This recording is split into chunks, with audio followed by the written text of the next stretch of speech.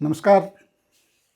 पुनः sex education के क्रम में एक बड़ा ही महत्वपूर्ण टॉपिक लेकर के आपके बीच में, how can be achieve natural birth control, कि हम बगैर किसी कंट्रासेप्टिव डिवाइस के किस तरीके से हम बच्चे पैदा होने से रोक सकते हैं अपने आप को। इसका तरीका है, चूँकि ये विषय मेरे दिमाग में कैसे आया कि जब मैंने सोचा कि जब हमारी साइंस इतनी डेवलप नहीं थी तो उस समय आखिर फैमिली प्लानिंग के जो तरीके थे वो क्या थे, किस तरीके से बर्थ को कंट्रोल किया जा सकता था। ज़रूर कोई न कोई तरीका होगा। तो मैं मेडिकल साइंस की तरफ मुड़ा, वहाँ से इसका उत्तर मिला। तो आज मैं उसी पर चर्चा करूँगा कि किस तरीके से प्रेगनेंसी कंसीव करने से रोका जा सकता है। आप लोगों के मतलब का टॉपिक कि प्रेगनेंसी कंट्रोल करने से कैसे रोका जा सकता है। देखिए, बड़ा ही इसको अदर वे में न ले जाएं, बहुत ही इम्पोर्टेंट है कि ये आज के समाज में आप देख रहे हैं कि अननेसेसरी एबॉर्शन और तमाम सारी एबॉर्सिफेंट पिल्स ये सब खा करके और तमाम सारी बीमारियों को जन्म देना और ये बल्कि यूट्रस से तमाम सारी समस्याएं जो हो रही हैं, इन समस्याओं से बचने का एक बहुत ही अच्छा तरीका मैं आप लोगों के बीच में रखा हूँ। कैसे कि हम एक जो औरतों की मेंस्ट्रुअल साइकिल होती है,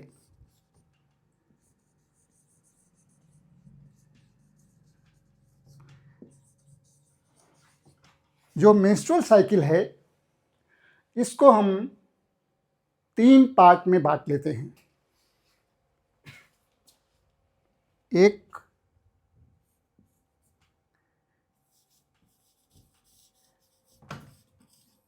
सेफ डेज, दूसरा बेबी डेज और तीसरा प्रिपरेशन टाइम।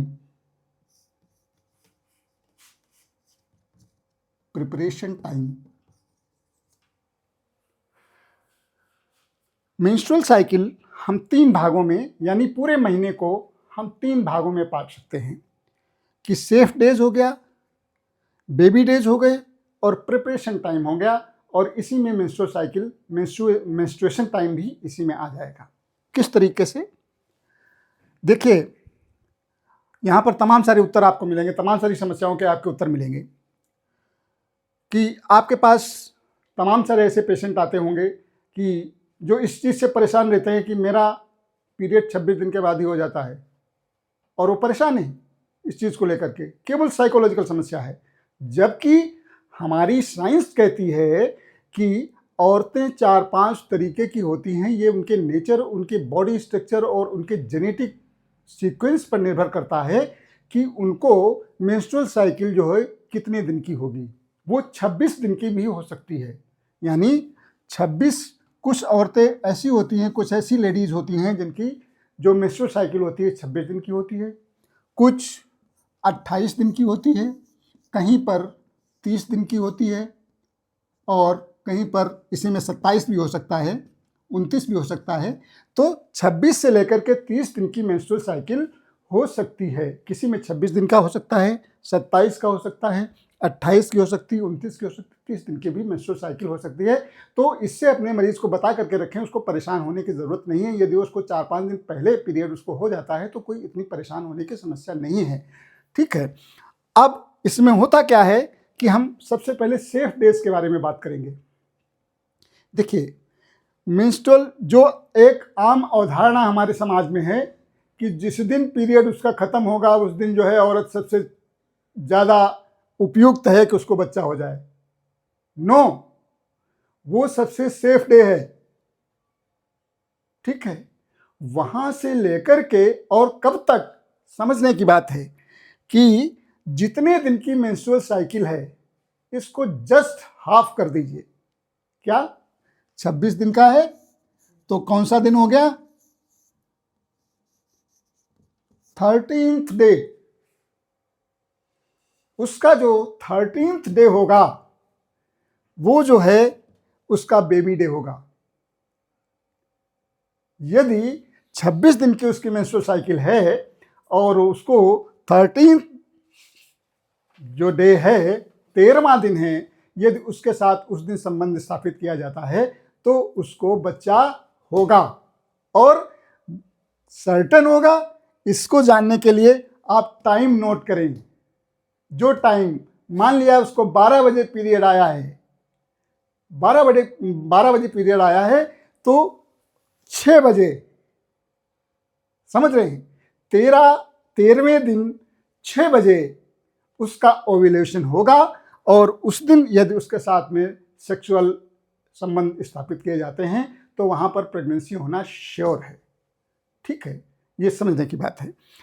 इसी तरीके 27 दिन, जिसको 27 दिन के बाद आता है, जस्ट इसका हाफ कर दीजिए, यानी 13.5 दिन। यानी अब कहते हैं साहब हमने तो, तमाम सारे लोग आएंगे साहब आपने बताया था कि वो तो 27 दिन के बाद था, हमने 14वें दिन गया और हुआ ही नहीं।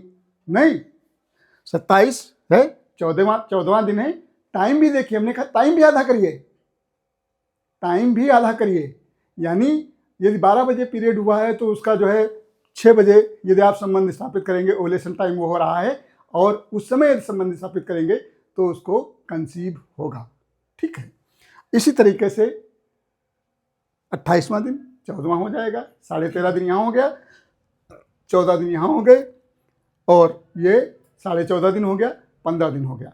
तो वो जो सेफ डेज हैं ये इससे पहले के जो डेज हैं वो सेफ डेज हैं। यानी मेंस्ट्रुअल साइकिल के बाद में जिस दिन पोस्टपोनमेंट होता है मेंस्ट्रुअल साइकिल का, जिस दिन उसका महीना बंद होता है, उस दिन से जस्ट हाफ वाला दिन, इसके पहले के जो दिन हैं वो बिल्कुल सेफ डेज होते हैं। उनमें संबंध स्थापित करने से प्रेगनेंसी कंसीव नहीं हो सकती है। इसलिए पॉइंट टू बी नोटेड कि इससे पहले हम यदि उसके साथ संबंध स्थापित करते हैं तो वहाँ पर प्रेगनेंसी नहीं होगी। और बेबी डेज वही हमने आपको बताया, वही 24 आवर, यानी जस्ट हाफ हुआ, उसके 3, 4, 5 घंटे ही आपके लिए अवेलेबल हैं। यदि उस बीच संबंध स्थापित हो जाता है तो वो कंसीव करेगा, अदरवाइज फिर वो ओवम बेकार हो जाता है। लेकिन ध्यान रखने वाली बात यह है, ओवम तो बेकार हो जाता है, आपका स्पर्म इतनी जल्दी बेकार नहीं होता है। यदि वो वेजाइना के अंदर है, 24 घंटे वो अवेलेबल है, वो 24 घंटे अवेलेबल है।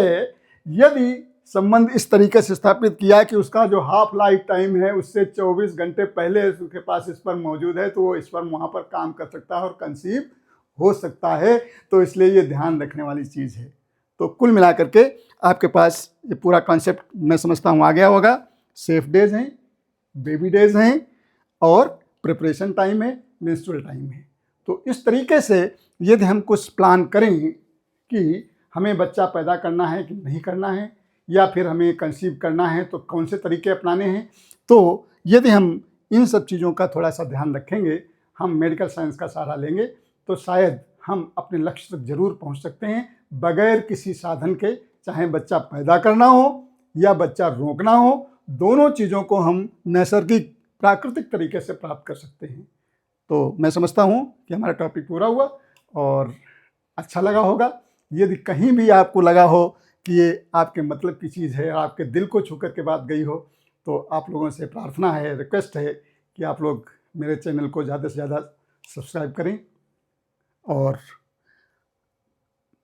वहाँ तक आपके पास नोटिफिकेशन पहुँचता रहे हमारे वीडियो का, उसको बेल आइकन को दबाएं, जिससे हम और सारे ऐसी रोचक जानकारियाँ आप लोगों के बीच में लाता रहूं और आपको इन सब चीज़ों से रूबरू करवाता रहूं। Thank you.